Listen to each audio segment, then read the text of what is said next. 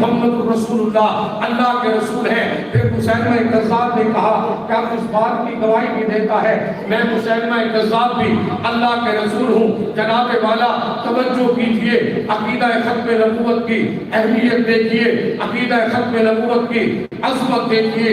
حضرت حبیب بن زید انصاری نے کہا کہ یہ میں مکروہ الفاظ، یہ ناپسندیدہ الفاظ میں سن نہیں سکتا، میں بہرا ہوں، میں ان الفاظ کو سن نہیں سکتا جو تو نے اپنی زبان سے مکروہ الفاظ نکالے، جو تو نے اپنی زبان سے ناپسندیدہ الفاظ نکالے۔